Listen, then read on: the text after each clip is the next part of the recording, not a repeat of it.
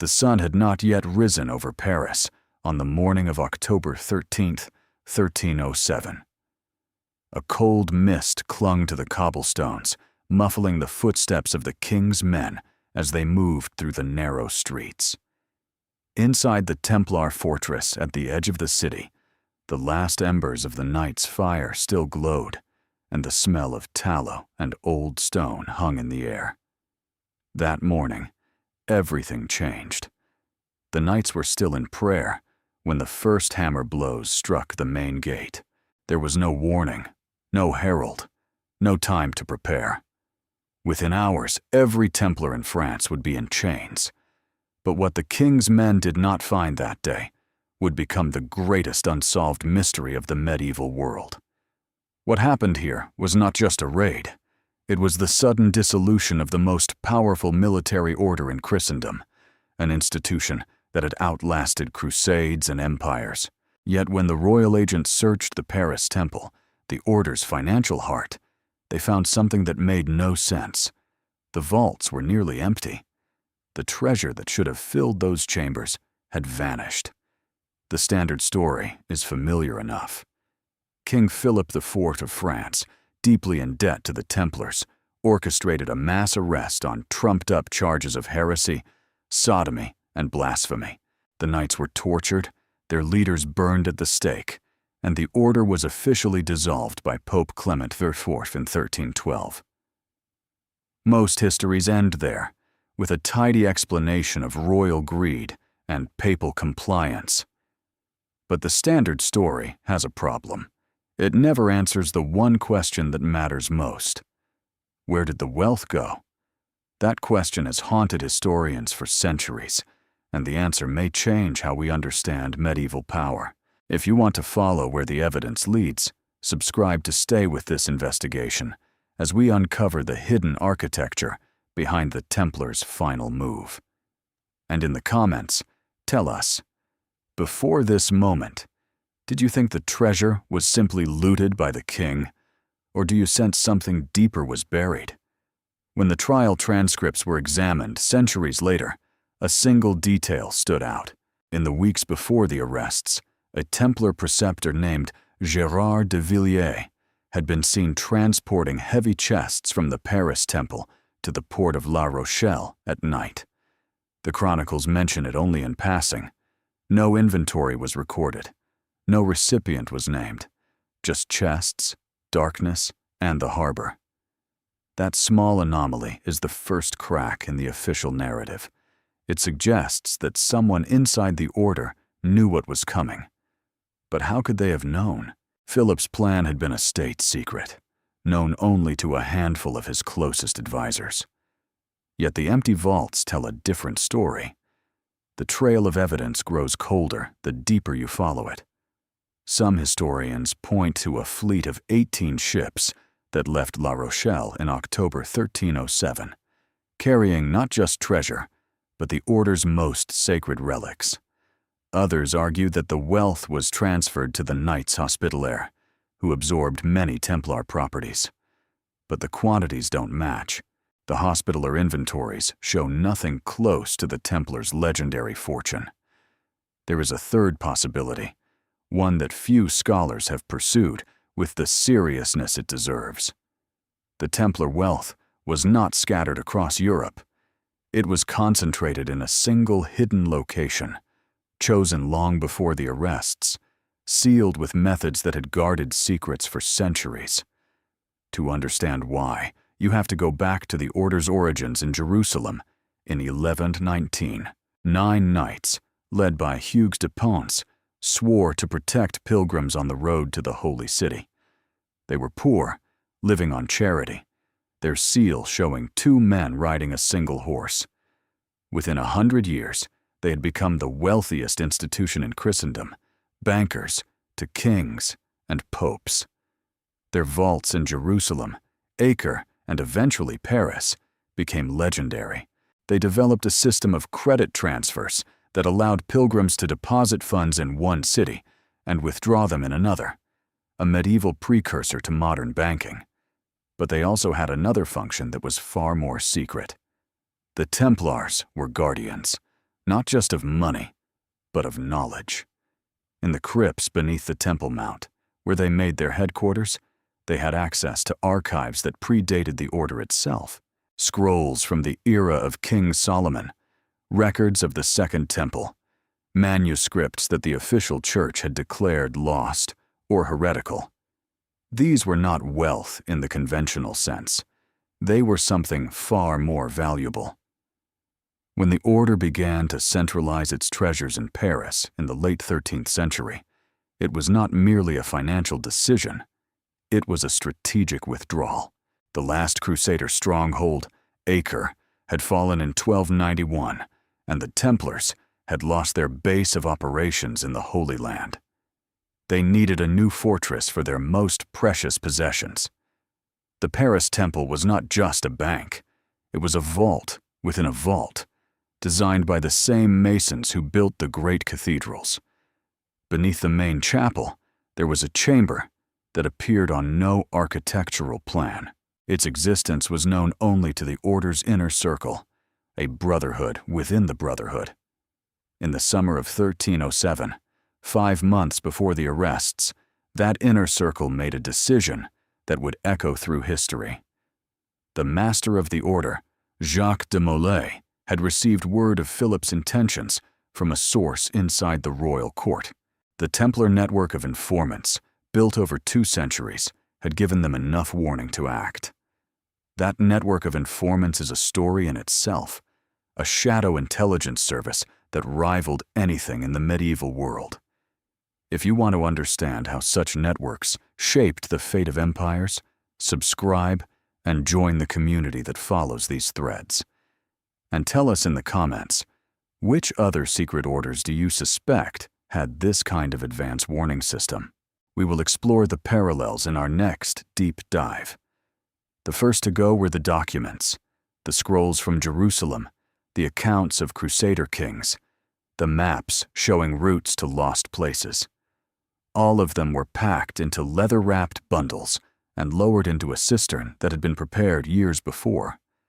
The entrance was sealed with a stone slab that was then covered with a new floor, but the gold and silver, the liturgical vessels, the reliquaries studded with gems, those could not simply disappear. They had to be moved fast. That is why the 18 ships left La Rochelle in October, not carrying treasure, but carrying the promise of it. Decoys, designed to send Philip's agents chasing shadows across Europe.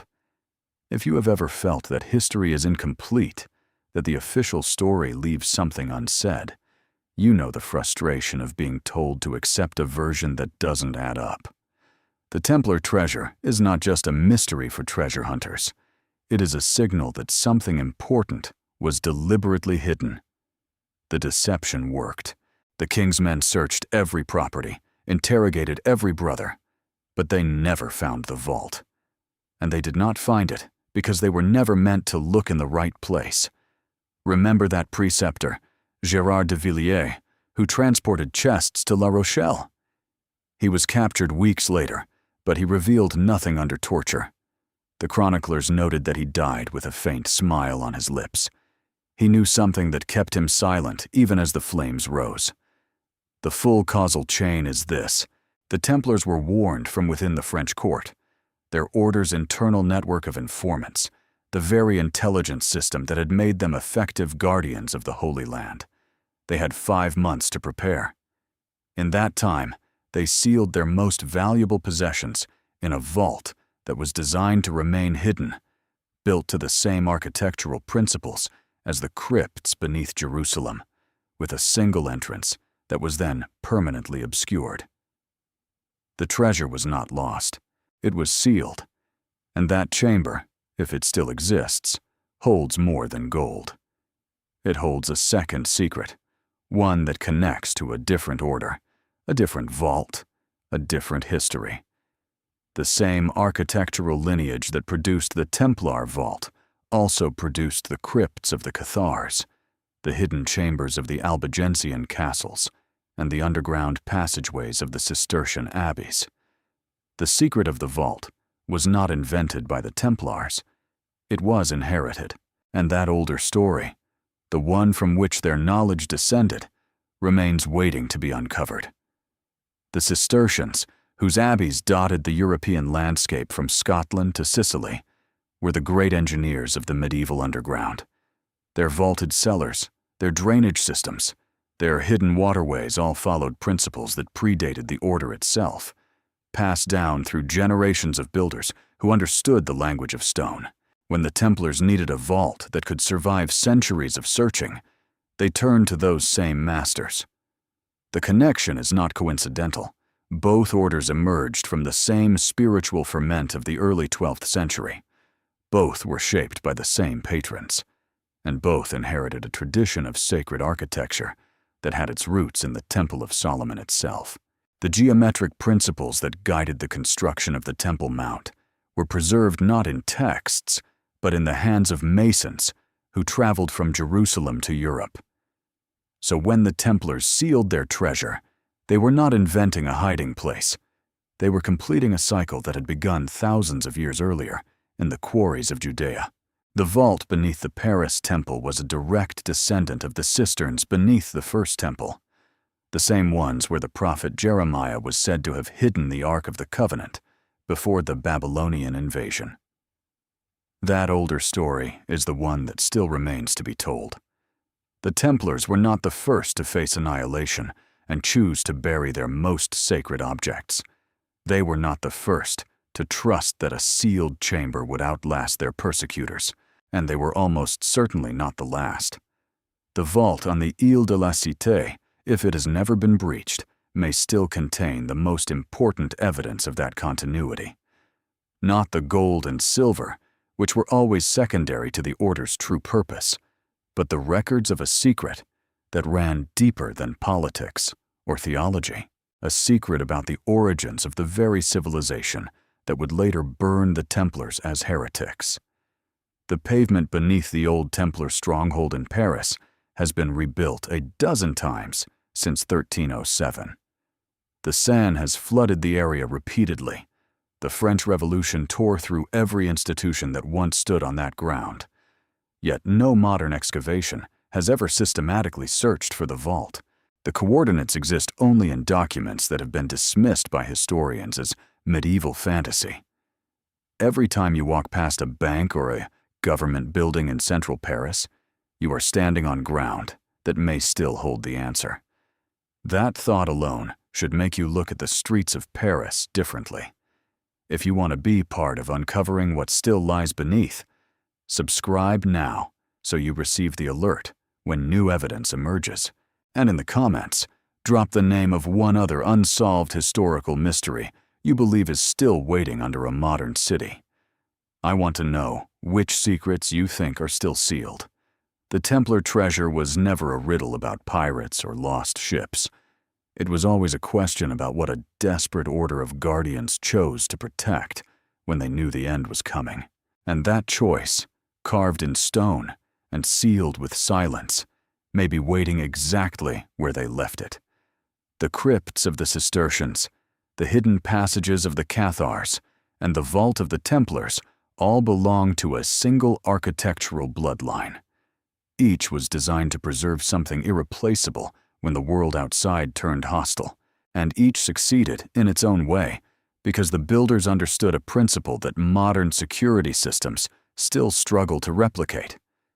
That principle was not about locks or guards or even concealment. It was about making the hiding place invisible to the mind. The Templar vault was never meant to be found by accident. It was meant to be found only by someone who already knew exactly where to look, someone carrying a knowledge that was passed down through initiation, not through maps or documents. The last Grand Master, Jacques de Molay, cursed Philip and the Pope from the flames on March 18, 1314. He died with that knowledge intact. The vault beneath the Paris Temple, if it has never been discovered, exists now as a monument to a different kind of loyalty, one that valued preservation over self-preservation. That loyalty has outlasted the kingdom that tried to destroy it. It has outlasted the revolution that razed the fortress above it.